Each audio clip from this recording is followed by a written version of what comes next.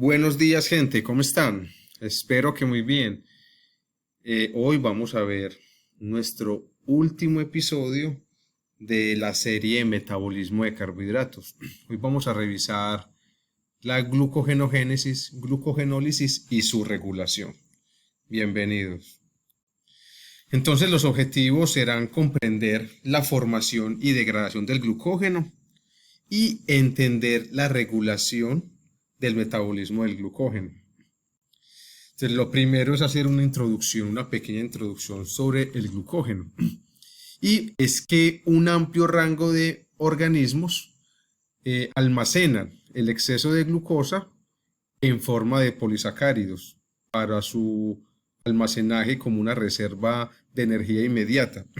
En los vertebrados y en algunos microorganismos, este almacenaje de glucosa se reserva en forma de glucógeno y en las plantas se almacena en forma de almidón.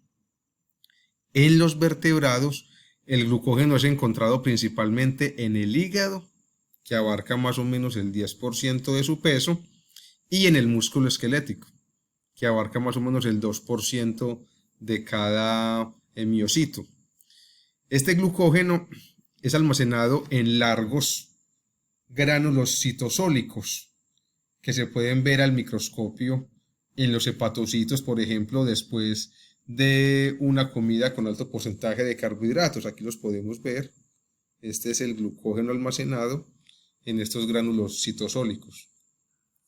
El glucógeno muscular es una fuente rápida para la propia energía, tanto para el metabolismo aeróbico y anaeróbico del miocito, y puede ser agotado en menos de una hora durante una actividad intensa.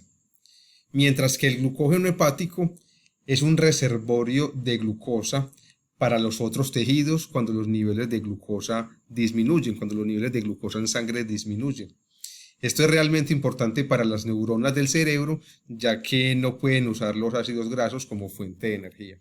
Y durante este video vamos a ir viendo las diferencias entre el glucógeno hepático y el glucógeno muscular. Las funciones, como lo acabo de mencionar, son distintas. El glucógeno muscular es para darle una fuente de energía a la propia célula muscular, mientras que el glucógeno hepático sirve para darle una fuente de energía a las demás células del organismo.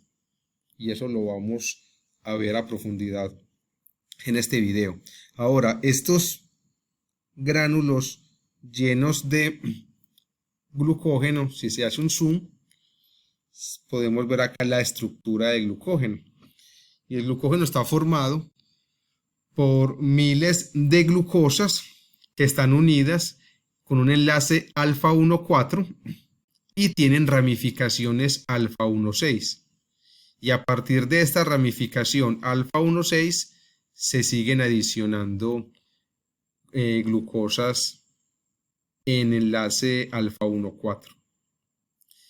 Y a partir entonces de este polisacárido se pueden encontrar unas terminaciones reductoras y unas terminaciones no reductoras, ¿cierto? Recordemos que donde el extremo donde queda el carbono anomérico es el que se le denomina un extremo reductor por el proceso que se da durante el enlace glucosídico, que fue revisado en el episodio 1 de esta serie.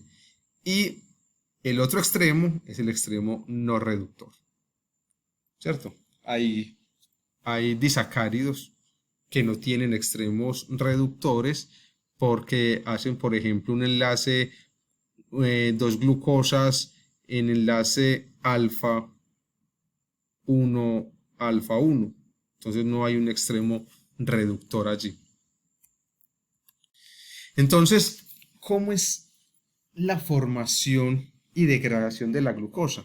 En esta imagen, en este esquema que es bastante resumido, podemos ver ese proceso. Entonces, para formar el glucógeno se necesita de glucosa 1-fosfato más UTP. Recordemos que el UTP es una molécula energética, al igual que el ATP, que el GTP, que el CTP. Entonces esto va a generar la energía necesaria para poder adicionar las glucosas al cuerpo del glucógeno. A partir de acá se forma UDP glucosa y esta UDP glucosa se adiciona al glucógeno en los extremos no terminales, y todo esto lo vamos a ver en mayor profundidad en este episodio. Y luego la degradación, a partir del glucógeno se genera glucosa 1-fosfato. Cuando la glucosa se separa del glucógeno, se separa en forma de glucosa 1-fosfato, y luego ya esta glucosa 1-fosfato, una isomerasa, pasa el fosfato del carbono 1 al carbono 6 de la glucosa, formando glucosa 6-fosfato, y ya dependiendo si es en músculo o en hígado donde se está dando esta glucogenólisis, puede ser que la glucosa entre directamente a la glucólisis o sea liberado a la sangre, y este proceso lo vamos a ver más adelante en este video. Entonces comencemos con el primer tema, que es glucogenogénesis.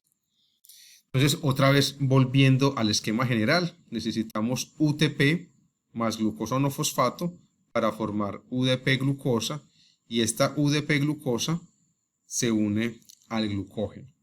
Recuerden que esto es uridil trifosfato y uridil difosfato, ¿cierto? Entonces, la molécula central para la formación del glucógeno es la UDP glucosa. Y esta UDP glucosa, aquí podemos ver la estructura, que tenemos el monosacárido glucosa, y en el carbono 1 está unido este UDP, esta uridina con 2 fosfatos, UDP. Entonces, esta es la UDP glucosa y esta es la molécula central en la formación del glucógeno. Esta UDP glucosa se genera a través de una reacción relativamente sencilla. Aquí tenemos el UTP. Aquí tenemos la uridina, y aquí tenemos los 3 fosfatos, UTP. Y aquí está la glucosa 1-fosfato. Me voy a devolver en el esquema. Recuerden que UTP más glucosa 1-fosfato forma UDP glucosa. Entonces aquí tenemos la glucosa 1-fosfato y el UTP. La UDP glucosa pirofosforilasa es la que va a catalizar la unión de este UTP con esta glucosa 1-fosfato. Y esa reacción necesita energía. Entonces, para que este UTP se una a esta glucosa 1-fosfato, se van a liberar 2 fosfatos. Quiero que le pongan atención a los colores de los fosfatos del UTP y al color del fosfato de la glucosa.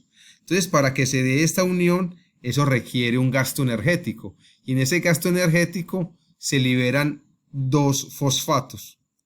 Esos 2 fosfatos se liberan y de esa manera se une el fosfato restante del UTP, que en ese caso sería un UMP, y se une al fosfato de la glucosa 1-fosfato. Entonces quedan 2 moléculas de fosfato unido a la uridina. Entonces quedaría glucosa unida a un UDP en el carbono 1, lo que se llama como UDP glucosa. Listo, entonces esta reacción la hace la UDP glucosa pirofosforilasa, y esta reacción es fácilmente reversible. Esta reacción es fácilmente reversible, por lo cual la pirofosfatasa inorgánica hidroliza este pirofosfato para que la reacción no se devuelva. Entonces, así es como se forma la UDP glucosa. Posteriormente, cuando esta UDP glucosa se ha formado, interviene la enzima glucogenina. esta enzima toma el UDP, glucosa, y se une a ella. En esta unión de la glucogenina con la UDP se libera el UDP. Y esta acción va a ser repetitiva. Va a tomar otra UDP glucosa y la va a unir en cadena en enlace alfa 1,4 entre los dos monosacáridos. Y así lo va a realizar durante mínimo realizar 4 uniones de glucosas con un enlace alfa 1,4. Aquí tenemos el esqueleto de ese glucógeno inicial y aquí está la glucogenina. La glucogenina hace el cebador, la iniciación del glucógeno. Es similar a la función que hace la primasa durante la síntesis del DNA, que forma el cebador para que luego llegue la DNA sintasa a seguir con la síntesis del DNA. Bueno, aquí la glucogenina forma el cebador, el inicio del glucógeno.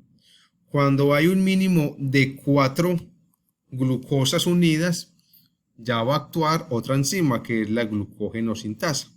Y la glucógeno-sintasa va a tomar nuevamente UDP glucosa, que aquí lo vemos, y lo va a unir al extremo no reductor del glucógeno, de ese cebador que inicialmente había formado la glucogenina, y lo va a unir igualmente con un enlace alfa 1,4. Entonces, para estos enlaces glucosídicos alfa 1,4 siempre se va a liberar la UDP glucosa. Esta es la energía, esto es como la manera de activar la glucosa para que se pueda unir a este esqueleto de glucógeno. Se libera el UDP glucosa y con esa energía que se liberó se forma este enlace glucosídico. Y de esta manera, repetitivamente, la glucógeno sintasa va a ir adicionando glucosas en el extremo no reductor del glucógeno. Siempre va a crecer por el extremo no reductor. Ahora, ese UDP que se libera se vuelve a reconstituir y se reconstituye con una molécula de ATP. Entonces, a partir de este ATP se le transfiere un fosfato al UDP, por lo tanto el UDP queda como UTP y el ATP queda como ADP. Y la enzima encargada de esa reconstitución del UDP a UTP es la nucleósido difosfoquinasa. Mientras se va alargando el esqueleto del glucógeno en enlaces alfa 1,4, este glucógeno se va a ir ramificando. Y la enzima encargada de ramificar el glucógeno es la enzima ramificante, como su nombre bien lo indica. Entonces, cuando hay alrededor de 11 monosacáridos de glucosa unidos en enlace alfa 1,4, lo que hace esta enzima ramificante es llevarse un bloque. Aquí hace una hidrólisis de ese enlace glucosídico y se lleva un bloque de alrededor de 7 glucosas. Y estas 7 glucosas las adiciona luego en un enlace alfa 1,6. Entonces acá, repito, inicia la glucogenina, luego sigue adicionando las glucosas, la glucógeno sintasa, y cuando hay alrededor de 11 monosacáridos, empieza a actuar la enzima ramificante, hidrolizando el enlace glucosídico y tomando un bloque de alrededor entre 7 y 11 monosacáridos de glucosa y los une luego en enlace alfa 1,6. Y allí generó esta ramificación. Y esto lo va a hacer constantemente. Entonces se van a generar distintas ramificaciones. Cuando este esqueleto acá de esta ramificación inicial tenga más monosacáridos de glucosa, va a hacer lo mismo. Va a cortar el bloque y lo va a unir luego en alfa 1,6. Aquí tenemos un ejemplo de lo que hace. Entonces acá tenemos el esqueleto inicial, Entonces acá tenemos la primera ramificación y cuando esta ramificación ya tiene varios monosacáridos, hidroliza acá el enlace glucosídico nuevamente y lo pega acá en el esqueleto. Y así es como se va ramificando el glucógeno. ¿Por qué es importante esta ramificación? Lo que va a generar esta ramificación es un mayor empaquetamiento de estos monosacáridos de glucosa, pero además va a generar una mayor cantidad de extremos no reductores. Si fuera solamente lineal, tendría únicamente un extremo no reductor. Pero al hacer estas ramificaciones se generan varios extremos no reductores. Y esto va a ser muy importante porque cuando veamos glucogenólisis, a partir de ese extremo no reductor, se va a dar también la degradación del glucógeno. Entonces, a partir de estos extremos no reductores, se va a liberar la glucosa del glucógeno. Por tanto, mientras más extremos no reductores tenga el glucógeno, el acceso a la glucosa, en los casos en los que se necesite, va a ser mucho más rápido. Y esto fue la glucogenogénesis. Vean que es relativamente sencillo. Vamos a nuestro segundo tema, que es la glucogenólisis. Entonces acá tenemos el esquema general de la glucogenólisis. Está el glucógeno. A partir del glucógeno se liberan las glucosas en forma de glucosa 1-fosfato. Y luego ese fosfato del carbono 1 se pasa al carbono 6, formando la glucosa 6-fosfato. Y ya dependiendo del tipo de célula y de las necesidades que se tengan en el organismo, esta glucosa 6-fosfato puede ingresar directamente a la glucólisis. Si es en hígado y hay bajos niveles de glucosa en sangre, esa glucosa se le elimina el fosfato para que pueda salir por los GLUT y ser una fuente de energía para todas las células del cuerpo. O si es en el músculo, va a servir esta glucosa 6-fosfato para darle su propia energía a esta célula a través de la glucólisis. Entonces comencemos. Les mencionaba que la glucogenólisis, la liberación de las glucosas a partir del glucógeno, se da en el extremo no reductor. Entonces acá tenemos el extremo no reductor.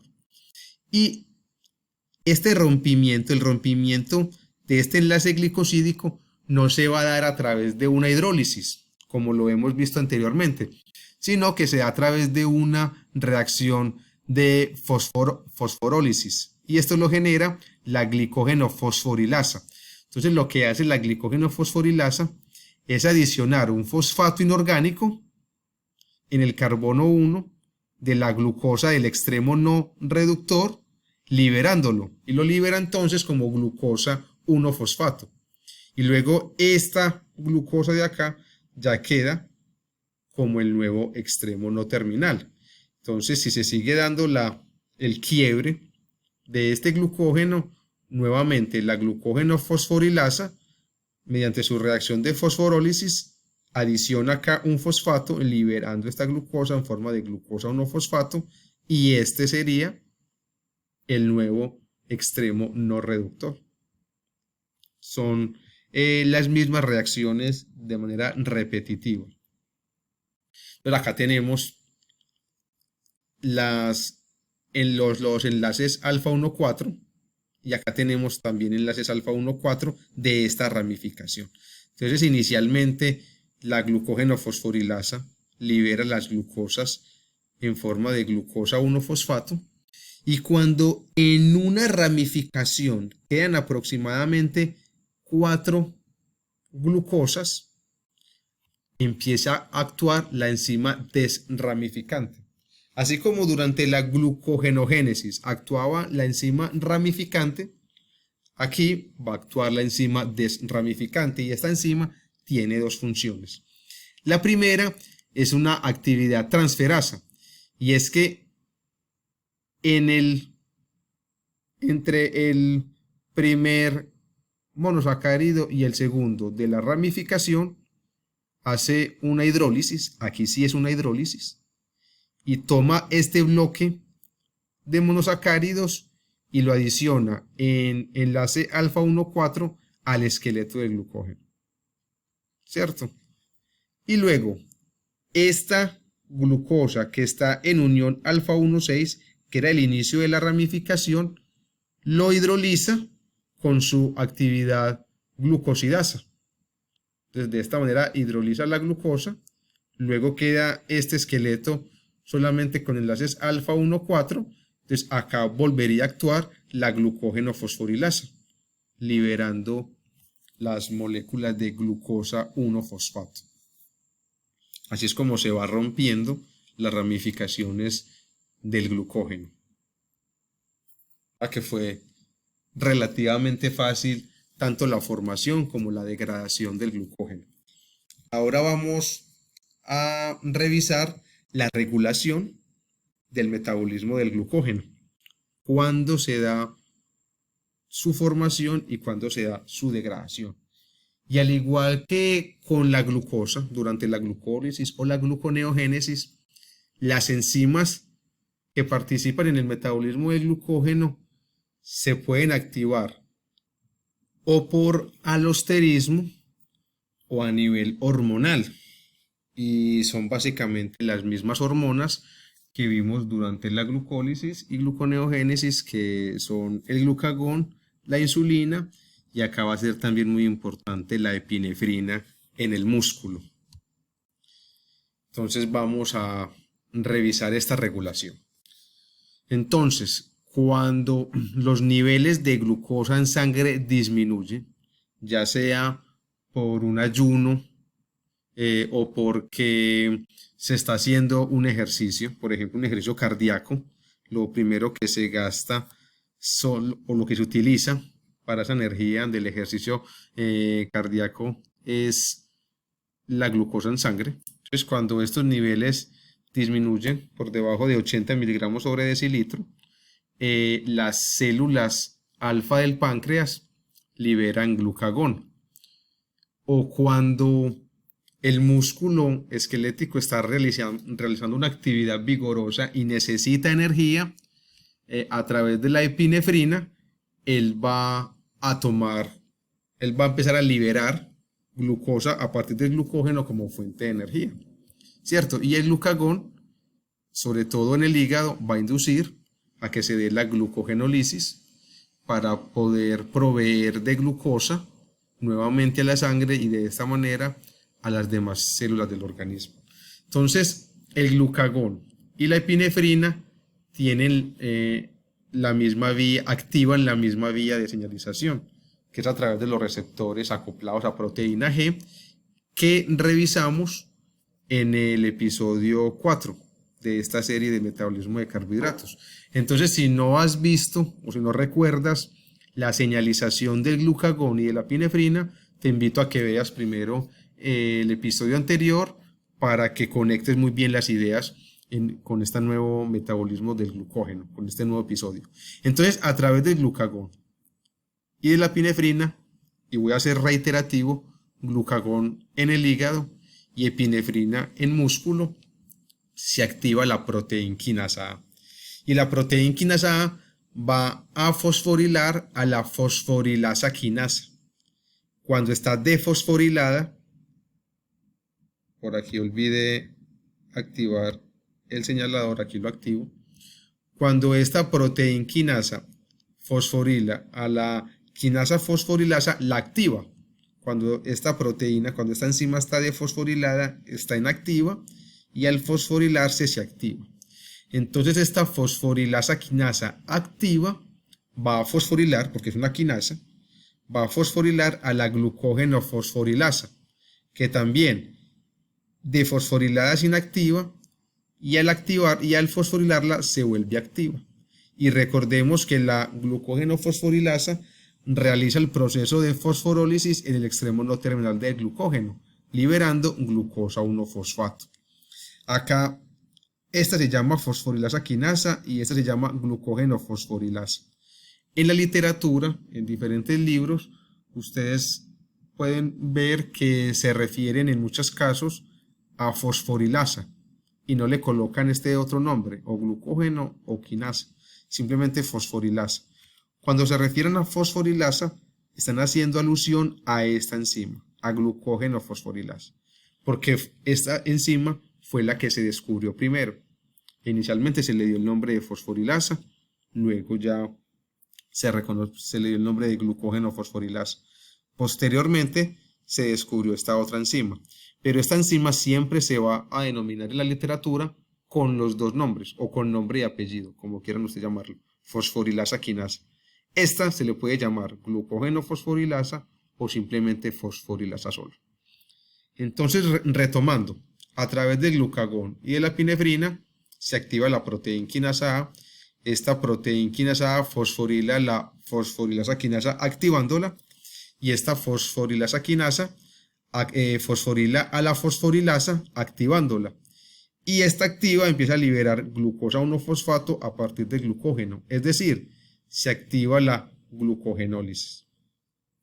Pero además, la proteína quinasa A, aparte de activar la glucogenólisis, va a disminuir la glucogenogénesis.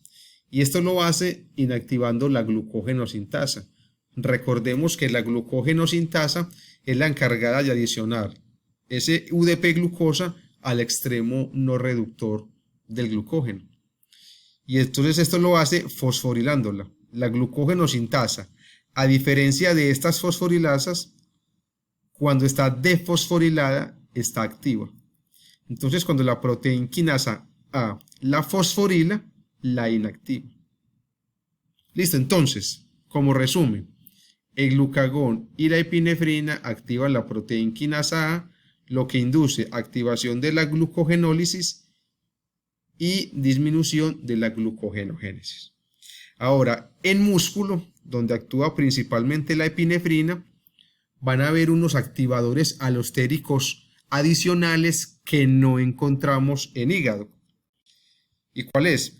Cuando aumenta el calcio, que recordemos que el calcio es necesario para que se dé la contracción muscular, el calcio en músculo, repito, en el miocito, se va a unir a unos sitios alostéricos que tiene la fosforilasa quinasa muscular. Entonces se une a esos sitios alostéricos y de esa manera esta enzima tiene un cambio conformacional y expone los aminoácidos, los cuales serán fosforilados por la proteína quinasa A. Entonces el calcio es un activador alostérico porque favorece que la proteína quinasa A fosforile a la fosforilasa quinasa.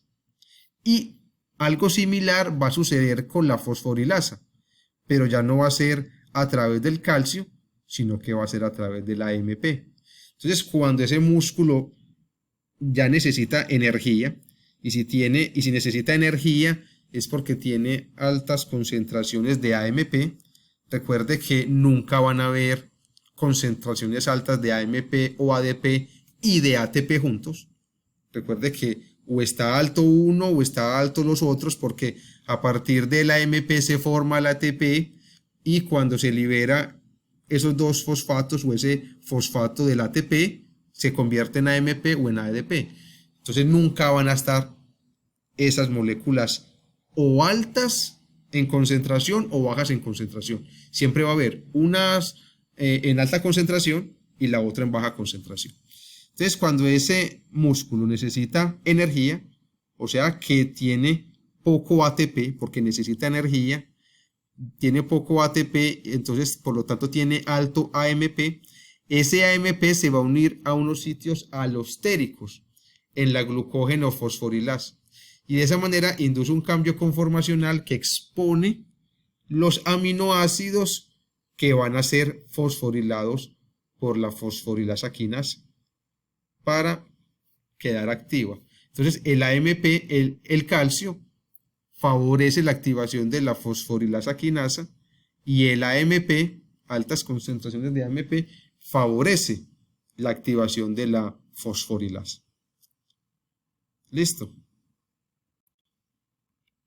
Ahora, ¿qué pasa en el caso contrario? Acabamos de ver que los niveles de glucosa en sangre disminuyen o que el músculo estaba haciendo una actividad vigorosa, una actividad importante, por lo cual ya había agotado sus moléculas de ATP y ya necesitaba energía, tenía altas concentraciones de AMP y por eso indujo la glucogenólisis. ¿Qué pasa cuando el individuo come una comida rica en carbohidratos, por ejemplo? Entonces se aumentan los niveles de glucosa en sangre.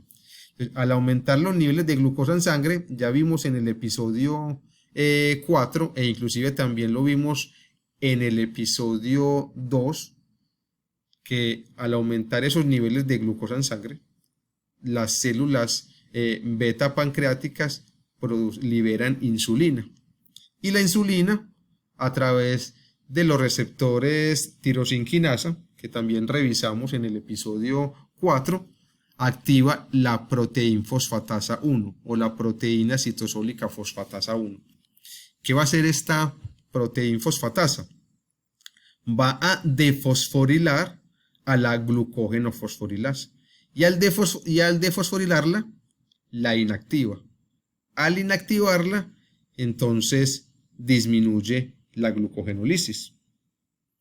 Pero además va a defosforilar a la glucogenosintasa y al defosforilarla la activa.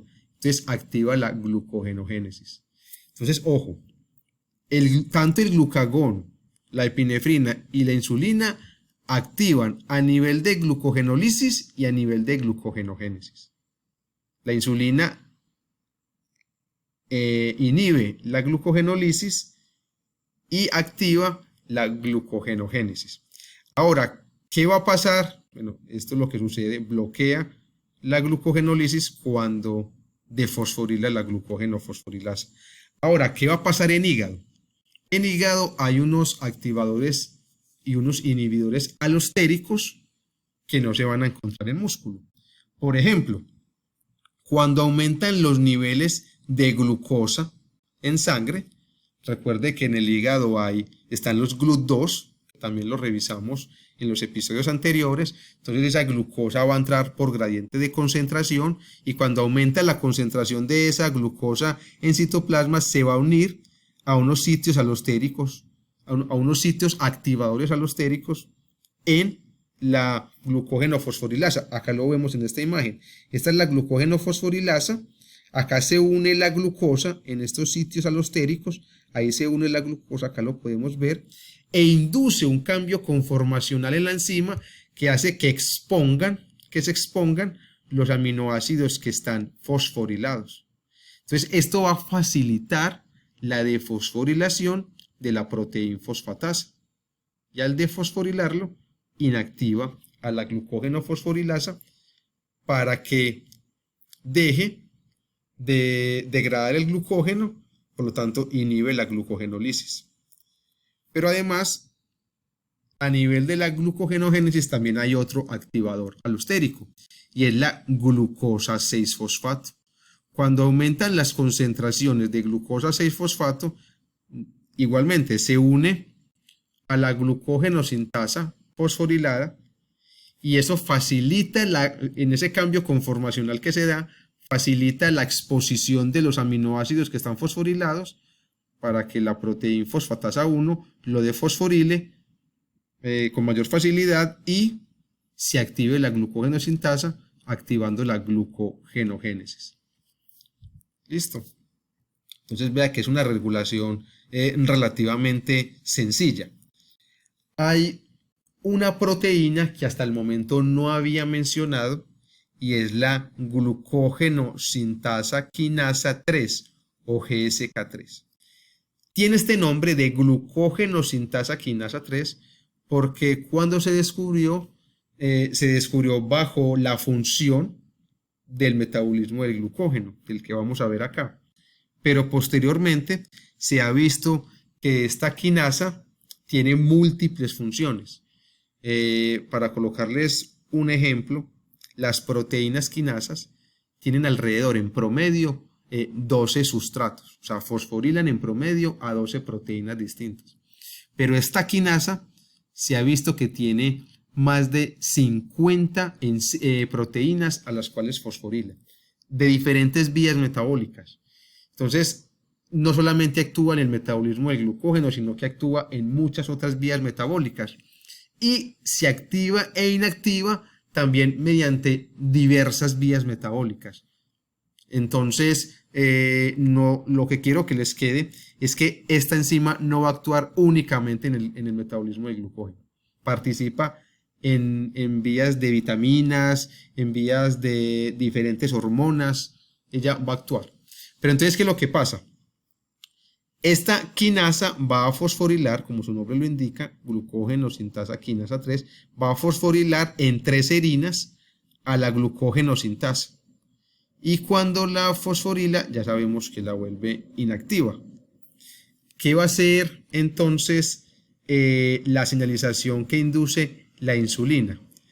Cuando la insulina activa la señalización que, como les mencioné, se mencionó en el episodio 4, esta proteinquinasa B o AKT va a fosforilar a la GSK3 y cuando la fosforila la inactiva.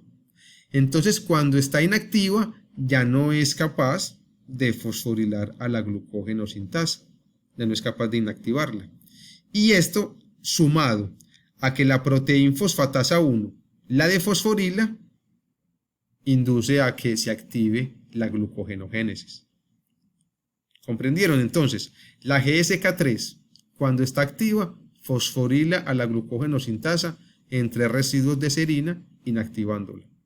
Ya habíamos visto que la proteína fosfatasa defosforila a esa glucógeno sintasa.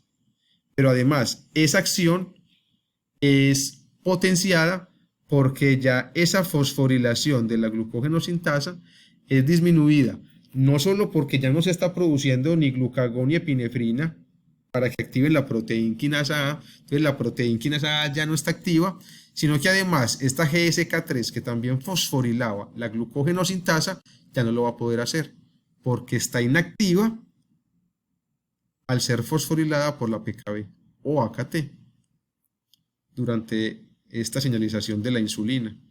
Y entonces la proteína fosfatasa 1 defosforila a la glucógeno sintasa, activándola y activando la glucogenogénesis. Acá vemos en este esquema que la insulina, a través de la insulina se inhibe la GSK3 y que la insulina induce la activación de la proteína fosfatasa 1. Y además ya habíamos visto que la glucosa 6-fosfato se une a la glucógeno sintasa en forma fosforilada, exponiendo aún más estos aminoácidos que están fosforilados para que la proteína fosfatasa 1 la defosforile con mayor facilidad y logre activarla, activando así la glucogenogénesis. Entonces, esto fue la regulación del metabolismo del glucógeno. Entonces, durante la glucogenólisis, se está liberando esa glucosa 1-fosfato. Y la función en hígado y en músculo es totalmente distinta. Ya se los mencioné al inicio de esta presentación, pero acá lo vamos a reforzar. En músculo, el músculo necesita ATP porque está haciendo una actividad, necesita esa contracción y necesita ATP. Entonces, ese glucógeno se va degradando a partir de glucosa 1-fosfato. Luego llega una isomerasa y pasa ese fosfato del carbono 1 lo pasa al carbono 6, generando glucosa 6-fosfato y esto entra directo a la glucólisis, que posteriormente va a generar ATP, que son temas que vamos a ver posteriormente en este canal. Entonces, acá es muy importante esta glucosa 6-fosfato. Cuando vimos glucólisis, se mencionó que la fosforilación de la glucosa va a impedir que esa glucosa se devuelva hacia la sangre. Cuando las células toman la glucosa de la sangre, recuerde que lo hace por transporte pasivo. Entonces, en la sangre, como aumentó esa glucosa, hay mayor concentración de glucosa que en las células. Ingresa la glucosa a las células, pero fácilmente esa glucosa podría devolverse en caso que la concentración dentro de las células ya sea mayor que en la sangre, ¿cierto? Que se invierta la concentración de glucosa que esta ya sea mayor en célula que en sangre, se podría devolver la glucosa tranquilamente por estos GLUT. Entonces, ¿qué pasa? Cuando se fosforila en el carbono 6, esa carga negativa que le da ese fosfato repele con las cargas de los GLUT. Entonces, esta glucosa ya no se va a salir por los GLUT, ya se queda dentro de la célula. Entonces, en este caso, esta glucosa 6-fosfato no tiene cómo salir del miocito, hace glucólisis. Pero en el hígado sucede lo mismo, el glucógeno se empieza a quebrar a partir de glucosa 1-fosfato, llega a una isomerasa que traslada este fosfato del carbono 1 al carbono 6, generando glucosa 6-fosfato, y en el hígado se va a expresar una proteína que en músculo no, y es la glucosa 6-fosfatasa. Entonces esta glucosa 6-fosfatasa defosforila la glucosa, y al defosforilar la glucosa, ya esta puede salir a la sangre. Recordemos que este proceso se dio porque habían bajos niveles de glucosa en sangre. Por tanto, si se empieza a degradar el glucógeno, que recordemos son miles y miles de glucosas allí, se empieza a degradar el glucógeno, ya empieza a haber más concentración de glucosa dentro del hígado que en sangre. Entonces, por gradiente de concentración, esta glucosa sale por los GLUT a la sangre, y esa glucosa es la que van a utilizar las demás células para poder utilizarlo como fuente de energía. Acá quiero mencionar algo que me parece interesante. Disminuye la glucosa en sangre, se produce glucagón. El glucagón activa la glucogenólisis. Llega esta glucosa, se libera esa glucosa a la sangre, y va a llegar un momento donde esta glucosa vuelve a aumentar la concentración, entonces ya no se va a producir glucagón, sino que se empieza a liberar insulina para que las células puedan tomar esta glucosa que se está liberando. Entonces vuelve a cambiar. Lo que les quiero decir es que esto es muy dinámico y constantemente estamos liberando insulina o estamos liberando glucagón, y es algo muy dinámico. Luego, cuando las células otra vez tomen esta glucosa y disminuya la glucosa en sangre, se volverá a producir glucagón para generar este proceso nuevamente. ¿Listo?